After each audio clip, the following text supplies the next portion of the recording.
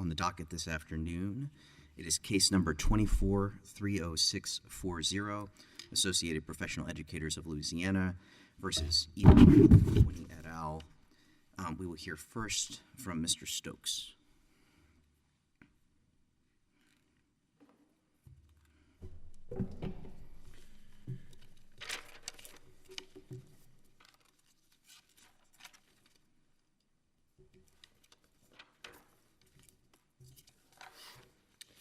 May it please the court. I would first like to start addressing my client's Lanham Act claims and the district court's finding on summary judgment that there was no likelihood of confusion.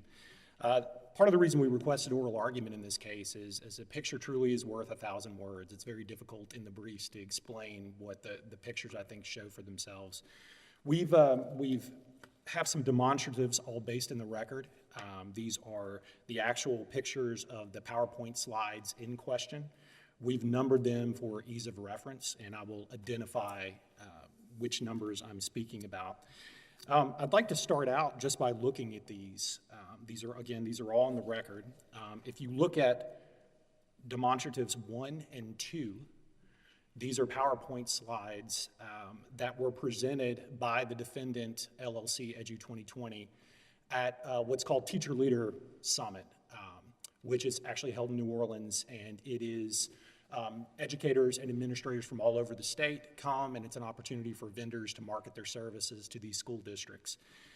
Slides 1 and 2, and I'm laying them side by side. I'll start with 1. One was presented by Miranda Britt, who was in fact a former employee of my client. She was presenting this, again, on behalf of EDU2020, even though my client, I'll refer to as Apple, knew she was there representing it as well. And if you look at slide number 1, you can see Apple's logo there in the top, exactly in the center of the top. It says A+PEL.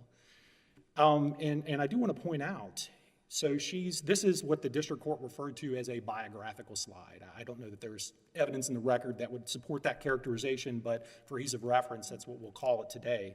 So the district court found this was a biographical slide, and therefore, no likelihood of confusion. But I do want to point out visually a couple of things that I think are striking.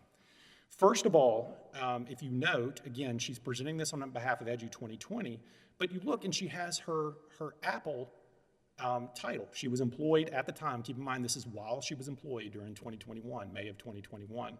And it has Deputy Director of Apple 2014 to present. Right across from that, you move over a little to the right, there's the Apple logo. You move over a little bit further to the right, and finally we see the EDU2020 logo. So I would note for the panel that I do think it's interesting. She's giving a presentation, marketing services on behalf of EDU2020, unbeknownst to my client. And the first logo that she lists is her current employer. And she actually gives her title to her current employer, not her title with what I'll call the new company, EDU2020. Then if you look at the color scheme and you look at how these are matched up, so you see Miranda Britt there, her name is in very similar blue to the EDU2020. And then you see the Deputy Director of Apple matches the green in Apple, but there's also the green in EDU2020. So just visually comparing these, if an attendee is looking at this and there's no disclosure, that Apple doesn't know about this, Apple hasn't authorized this, just looking at this, I think this tells a lot about what an average attendee would be looking. And then if you compare that to slide 2, which interestingly enough was presented at the same Teacher Leader Summit, it was a different presentation, and this time Ms. Britt was presenting again on behalf of EDU2020, but she was with her 2 partners, her wife and a third partner, Ms. Shannon Street. And interestingly, now we see that same conference, different presentation. Now we see that Apple's logo is still used, but it's in the center. It's sort of buried down a little bit. Again, I'm on 2. And EDU2020 is right next to it. And then you see her title here, Senior Director of Partnerships. So you have a situation where a current employee, and she's known, all this is in the record, she's known as an employee of Apple, she's a Deputy Director of Apple, is presenting for a competing company, unbeknownst to my client, she's using Apple's logo, and she has this word partnerships in it. And again, if you're an attendee and none of this is disclosed and you're just looking at this, an attendee might form some conclusions about associations or endorsement or affiliations, which is all language from. But you use the word might. What evidence is there that they were actually confused by the placement of those logos? Great question. So for this presentation, the evidence that's in the record is there was a representative of the Department of Education, Rachel Bunch, and she emailed Ms. Britt at her Apple email address to ask if EDU2020, the defendant, could do some work. So that's some evidence of actual confusion. I would also say that Ms. Britt admitted in her deposition that it's possible that attendees might be confused by this. So her own admission that this could potentially be confusion. Those are the evidence for these two slides. We actually have a little more concrete evidence, and I'll move on to the third and fourth slides to your question, Judge Douglas. The third and fourth slides were not at Teacher Leader Summit. They were done, I believe the third slide, I want to make sure I say this correctly, was done, again, an EDU2020 presentation, was done for West Feliciana School District. And the superintendent of Haas Milton of the West Feliciana School District actually approached Ms. Britt at Teacher Leader Summit about doing this presentation. So if you look at slide 3, this is what Ms. Britt in her presentation, this is about a month later, I believe it was June 16, 2021, so the next month. Now she has Miranda Britt, Senior Director of Partnerships. She has EDU2020. Now the Apple logo is moved up. It's not right next to her name. But again, if you look, it's on the same level as EDU2020. Ms. Britt admitted in her deposition that she did not disclose to Dr. Corville, who was the executive director of my client, that she was doing this presentation. She admitted that she intentionally kept it from him. I forget her wording, but it was something like it would have been uncomfortable or awkward to talk to him about this. I'm paraphrasing. It was something along those lines. So she's secretly doing this, and by the way, this is all on the record. She also, when she gives presentation number 3, she's sitting in the parking lot before she goes in and gives this presentation. She emails my client and says, hey, I need to take some of my personal leave because I have some personal things I need to attend to. And about 20 minutes later, she gives this presentation. She did not disclose that she was doing this. Based at this number 3 presentation, the West Feliciana, we have a declaration from a gentleman by the name of Torrance Williams. Torrance is now, and this is important because I believe, in my opinion, the district court may have been confused about this. Torrance was not an employee of Apple at this time. He is an employee now. He was subsequently hired, and the district court found his declaration to be self-serving and conclusory, and we disagree with that, and we'll get to that in a minute. But Mr. Williams did say in his declaration that he attended this, he observed this slide, he heard other attendees talking about the fact that Ms. Britt was employed with Apple, and he assumed, based on these facts, that there was some sort of affiliation or endorsement between these two.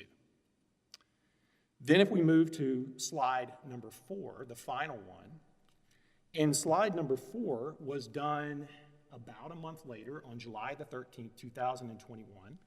Again, this is an EDU2020 presentation, and again, this is actually an Apple client. It was done for the Catahoula, it's called the Catahoula Leadership Academy for the Catahoula Parish School District here in Louisiana. And you look, and again, we see the same thing, Miranda Britt, Senior Director of Partnerships, and then we see, very similar to slide 3, we see the sort of the equal level treatment of the two logos. So is it your contention that the placement of the logo on the PowerPoint presentation makes a difference? Yes, Your Honor. I believe it shows If intention. the Apple logo was closer to the Bates number as the Go Tigers logo, then your argument would be? I believe the shifting of the I believe the moving around of the logo over these 4 presentations shows a very specific intentionality to how we wanted to present the different logos. I think that's evidence on summary judgment, or at least creates a genuine issue of material fact, that there was some intentionality. In other words, this wasn't just slapdash. This wasn't just, we were just throwing it together. If you look, as the logo moves around, I think it shows intentionality on their part. Another piece of the record, I believe this was Ms. Britt's wife, Ms. Dumas admitted in her deposition, that there were some logos that they didn't use because of the, my words, icky affiliation with it. So again, I think that just goes to the intentionality and the intent behind how they were using these logos. But what is the relevance of intent? I thought the question for the Lanham Act claims is likelihood of customer confusion. It wouldn't really go to her subjective motivation or ickiness or whatever it is. That you... Right. I believe the relevance of intent, if you look at the likelihood of confusion factors, I believe, and I'm trying to find the number, Your Honor, I will tell you, I believe the intent is factor number. Oh, are you talking about the 8-factor test that we've Digits. come up with? The likelihood of confusion, yes, Your Honor. I'm trying to find, it's factor number 6, Your Honor. And now that we're talking about the likelihood of confusion analysis, I do think it's now a good time to point out that the district court did not consider any of these factors except for actual confusion. And of course, actual confusion, the Lanham Act does not require actual confusion. It requires the likelihood. Is it likely that someone could be confused? And of course, actual confusion is one way to prove that. And I believe that's, in fact, factor 7, but it is not dispositive. And the district court apparently seemed to just say, look, there was no confusion, i.e. actual confusion, dismissing your claims.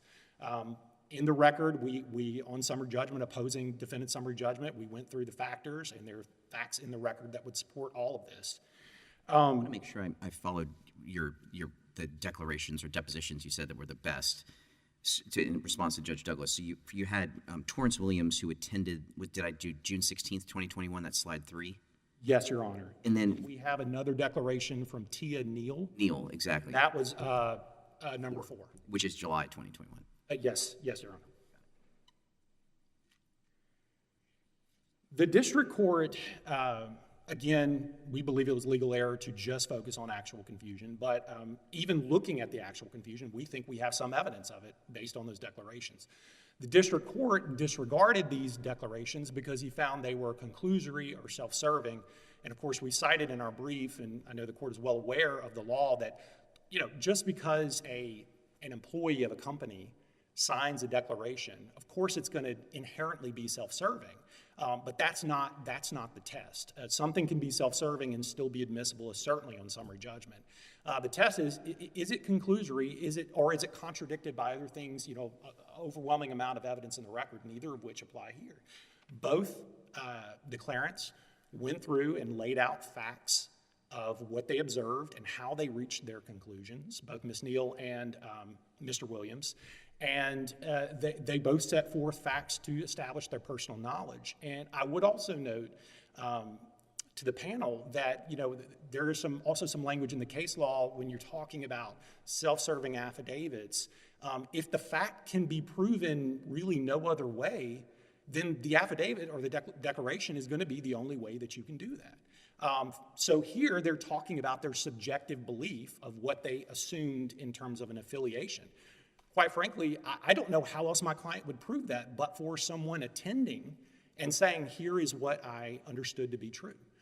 So we think it was also error for the district court to disregard, certainly on summary judgment, to disregard and just essentially discount. And the final thing I would show you, and this is just a quote from the district court, and I think it really does highlight the district court's errors.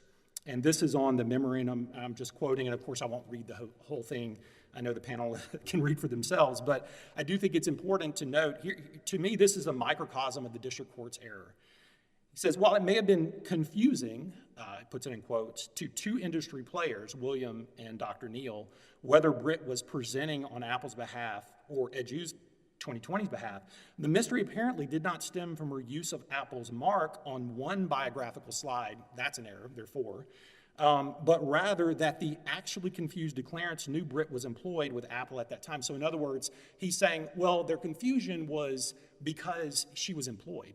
That's exactly our point. I don't think you can look, in the case, the law does not back this up, you cannot look at confusion in a vacuum. I think you have to look at the totality of the circumstances of what's going on. I believe the jurisprudence supports that. And so if you look at here, you have a current employer, and I believe my time is up. So You've saved time for rebuttal. okay, thank you. Thank you, Counsel. We'll hear next from Mr. Drell.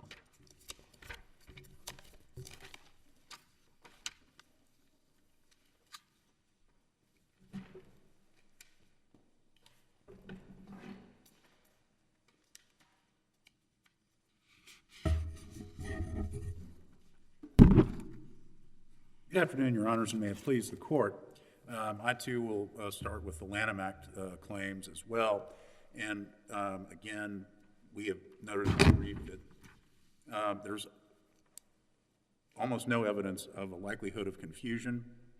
And what we're talking about here is two declarations that were both signed by Apple employees. And in the record also is that Tia Neal, even though she wasn't employed at the time, she was an independent contractor for Apple, and that's found at the Record on Appeal at 719 through 725. But more importantly, I think we can sum this down, whether or not those slides were confusing. For purposes of a damages claim under the Lanham Act, we have no evidence of commercial damage, that they actually lost any business or that any actual customers were confused. And there's no evidence that Ms. Neal or Mr. Williams were actual potential customers of EDU20 or Apple. There's also no evidence that supports the need for injunctive relief. I think the likelihood of confusion standard relates to that, where you're going to enjoin someone's use of a logo. But the record reflects in the deposition testimony that they will never be using this logo again after having to endure this litigation. I want to then turn to the trade secrets claims, mostly because I think this can be pretty easily handled.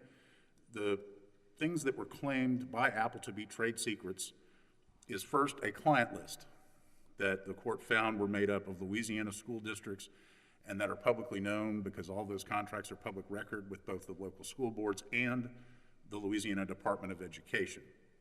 More importantly, the customer list is not in the summary judgment record. It's not in the record at all. And so the assertions by Apple in Dr. Corville's declaration that, oh, I had this super secret list that had super secret contact information that nobody else had, all we have is a declaration. We don't actually have the actual list. The mentor teacher materials. That was something that you sought in discovery, is that right? Say again? That was something that you sought out in discovery, is that correct? Yes.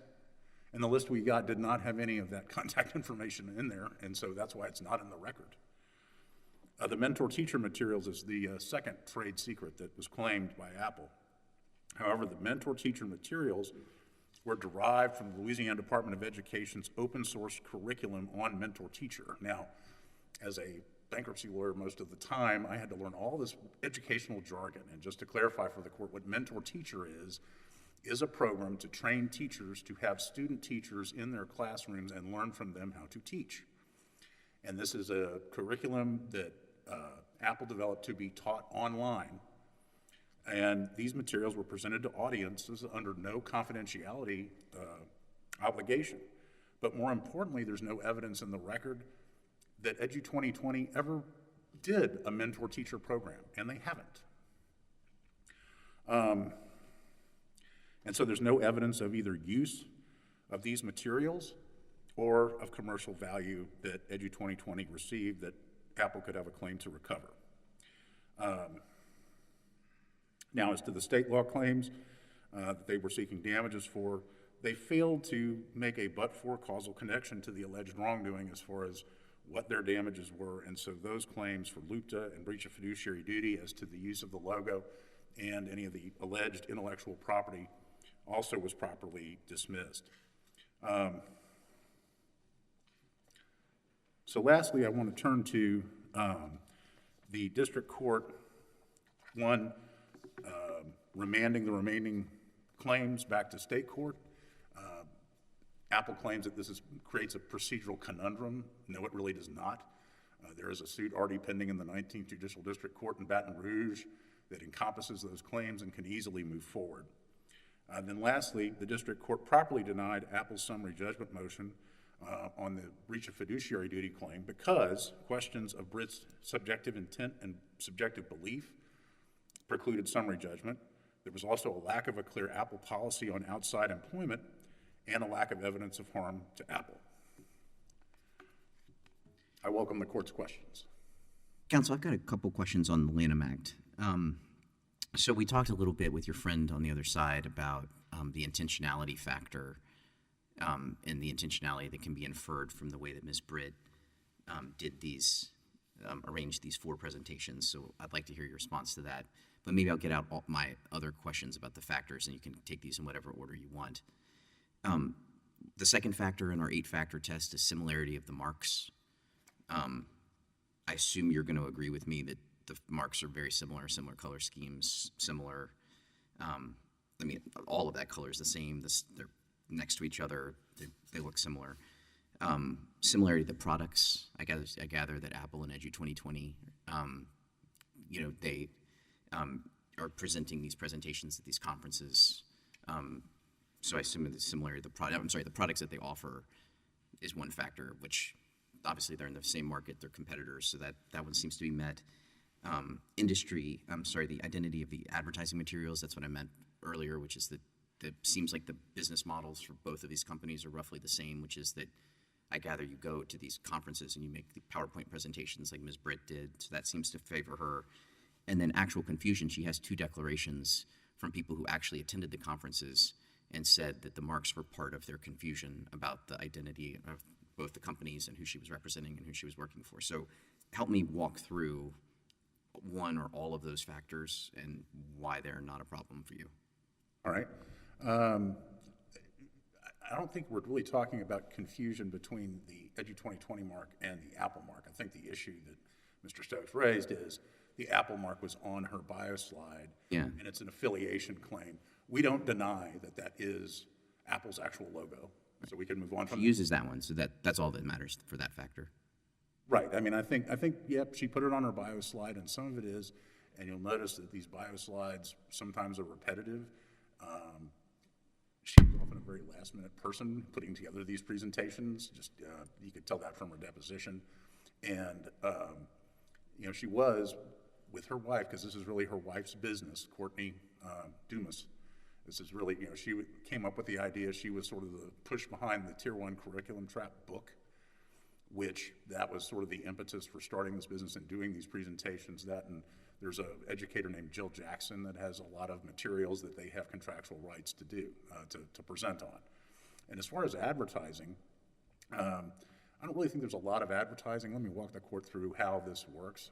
For public schools in Louisiana, you have to be an approved vendor by the Louisiana Department of Education that says, okay, you can teach this history curriculum or this English language arts curriculum or this math curriculum, and you have to send the stuff to LDOE, and they go through your stuff and then approve it. And then there's really not much in the way of advertising. School districts go to the vendor guide and say, I need somebody to train my teachers on English language arts or something like that. And if they're approved and if they know the person because they've seen them present before, then that's a whole different thing. The other thing is that, when I talk about the evidence of damages part, so much of the business was driven by Courtney Dumas because she previously worked for Instruction Partners, left Instruction Partners, and started her own company doing the same thing. Now, will I admit that they are competitors? Yes and no. They are not all approved in the same areas in the LDOE vendor guide. And for example, as I said in my earlier argument, we've never done mentor teacher. And that's sort of Apple's pinnacle training because they really pioneered that. And we haven't, or EDU2020 hasn't done that. And so are they competitors? I mean, do they generally do the same things? Yes, but you have to kind of look at what areas in the LDOE vendor guide to determine if they really are competitive. And again, as to the two declarations, there's no evidence that those are potential customers that were confused. It's just potential confusion. You have to show potential customers were confused. And who would you call the customer? The school districts, So if, and LDOE. so, but it would be people who are seeing these. I thought what you said earlier was that the way the market works is that you need educational instruction for your teachers. You go to the guide, you see if they're approved. If it's somebody you've seen present before, then yeah, you go with them. So wouldn't that suggest that someone who saw these PowerPoint decks would be one of the customers, or is potentially one of the customers? It's sort of pitched at people to say, hey, the next time you need to have instruction on X, Y, and Z, call me. Well, potentially, but here's the thing, Apple did not show any overlap between the instructional things that they provided versus the instructional things that EDU2020 provided. That's just not in the record. They didn't really show where we overlapped, and the things they said overlapped, like mentor-teacher, in fact do not. And so that would be my argument on that point.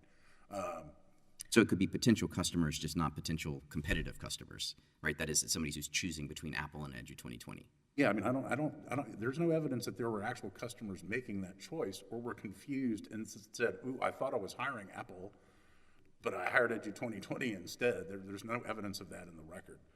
And more importantly, there's no evidence of any damages or injunctive relief. And your question was very long, and I'm not sure which. I think you got it. I think that was it. So it was similarity of the marks, similarity of the products, identity of the advertising materials, and then actual confusion. So those are the four that I was questioning. Okay. Thank you. Anything else? Anything else? Thank you. Very good. Thank you, counsel.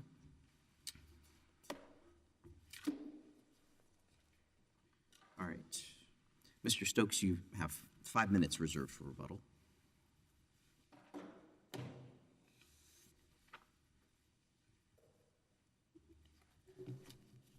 Thank you. Just very quickly, just a few points.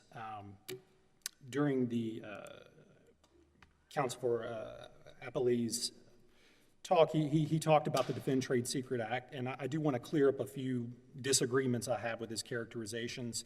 When he talked about, for example, mentor-teacher, which is one of the trade secrets at issue here, or alleged trade secrets at issue here, we're alleging, he said that it was an open source curriculum, and I do want to clarify that, because that is not entirely accurate. What the Department of Education did is they had essentially templates, and they offered it to the vendors, and there was an application to be mentor-teacher certified, and there was a template of the general curriculum, but they were reliant upon their vendors to actually input their own knowledge and expertise when they're actually providing the training. So in other words, this is not a case where Apple or any other mentor-teacher provider was simply taking materials that the Department of Education developed without touching them and then using them. That's not what was happening here. They were general templates, and then each provider, and in fact, in the application process, I did think this was interesting, and I'll give you the record site. This is in the record at 2817. This is part of the Department of Education's mentor-teacher application guide. And I did think it was very interesting on 2817, they're asking the potential vendors, such as Apple, quote, how will you execute mentor-teacher training? So they're wanting Apple or any potential vendor to say, how are you going to do this and incorporate it, and what materials are you going to use? Second quote, again on 2817, how will you integrate the mentor-teacher assessment series into your training? These are questions that the applicant had to fill out. Another, same page, will you use the Department of Education's open source mentor-teacher training materials? And if you intend to, outline the scope and the sequence for each module. So this is not a situation where they're simply just taking some papers and going and presenting. I mean, there would have no commercial value to that if this was just open source. And of course, the cases say when we're talking about a trade secret, of course, the definition of trade secret, and we have to start there in the statute, is defined very broadly. All kinds of things can meet that. But the cases that discuss when you're using publicly available information, The cases say that's okay if you expend time, resource, and effort into compiling that information. Think of a customer list with specific points of contact, which we have at issue here. Mentor teacher is a perfect example. You're taking a piece of information that's publicly available, and then you're plugging it into, you're making it your own, much like an attorney would in a brief. The final brief that you see, of course, is not all the thought and mental impressions that we had. So I did want to mention that. Counsel also mentioned that there was no evidence of use, and this is a point of clarification. Again, I think we have to go back to the statute. And the Defend Trade Secrets Act actually, it of course has the word use, but that's not the only way. So the triggering, the word we're looking for is misappropriated. That's the definition, and you've got to go to the definitions in the statute. If you go to the definition. We only have about 1 minute and 20 seconds left, and I haven't heard a whole lot about the customer list. And what I heard your friend on the other side say is that there's no customer list actually in the record. And I asked the follow-up question as to whether or not that was sought in discovery. He said yes, but they never received an actual customer list. But that is still a part of your claim. Sure, that's one of 4 different trade secrets, but you are correct, Your Honor. I was under the impression that they had attached it to their summary judgment. We were unable to find the location this afternoon, but all I can say is I believe it's in the record. I apologize, I don't have the citation handy on the customer list. And I do want to clarify, there are different lists. We actually called it the client list, but I don't think it matters. There's the client list, and then there's also a member database that has all kinds of other information, like personal information, because the applicants actually have to create a login, a unique login profile, and apply to be a member of Apple. And that's also information that we believe was misappropriated. But going back to the definition of misappropriation, it says one of the ways you can do it, the first prong is improper acquisition. And I have 10 seconds left, so I'll just finish this. The second prong, alternative, it's a disjunctive or, is disclosure or use. So this whole concept, and this will be my last sentence, that you have to show use is contrary to the plain language of the statute. Thank you very much, counsel. I think we have your argument. And with that, we will take the case under submission, and we will stand in recess.